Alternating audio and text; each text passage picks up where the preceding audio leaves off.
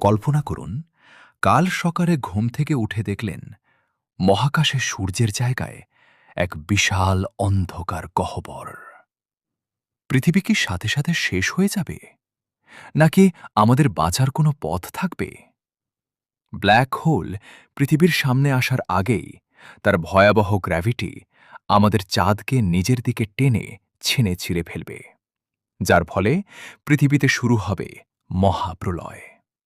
সমুদ্রের জল পাহাড়ের সমান উঁচুতে উঠে ধুয়ে মুছে দেবে বড় বড় শহরকে। আর পৃথিবীর বায়ুমণ্ডল, ওটা তো মহাকাশে স্রেফ কর্পূরের মতো উবে যাবে। এরপর আসবে সেই ভয়ঙ্কর মুহূর্ত।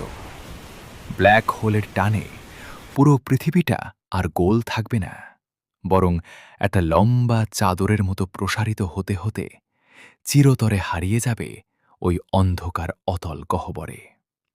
সেখান থেকে আলোও ফিরতে পারে না, আর আমরা তো ছারপোকা। চিন্তা নেই, আমাদের কাছাকাছি আপাতত এমন কোনো ব্ল্যাক হোল নেই। কিন্তু মহাকাশের এই দানবকে নিয়ে আপনার ভয় লাগে কি? কমেন্টে জানান, আর এমন রহস্য জানতে সাবস্ক্রাইব করুন। কল্পনা করুন, কাল সকালে ঘুম থেকে উঠে দেখলেন মহাকাশে সূর্যের জায়গায় এক বিশাল অন্ধকার গহ্বর।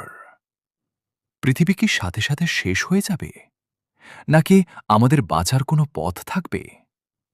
ব্ল্যাক হোল পৃথিবীর সামনে আসার আগেই তার ভয়াবহ গ্র্যাভিটি আমাদের চাঁদকে নিজের দিকে টেনে ছিঁড়ে ছিঁড়ে ফেলবে, যার ফলে পৃথিবীতে শুরু হবে মহাপ্রলয়।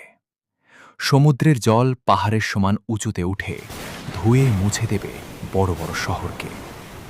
আর পৃথিবীর বায়ুমণ্ডল, ওটা তো মহাকাশে স্রেফ কর্পূরের মতো উবে যাবে।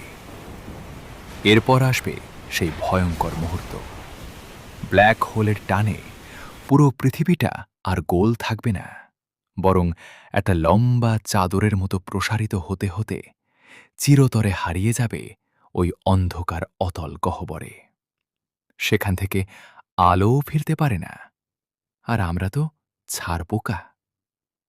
চিন্তা নেই, আমাদের কাছাকাছি আপাতত এমন কোনো ব্ল্যাক হোল নেই। কিন্তু মহাকাশের এই দানবকে নিয়ে আপনার ভয় লাগে কি? কমেন্টে জানান, আর এমন রহস্য জানতে সাবস্ক্রাইব করুন।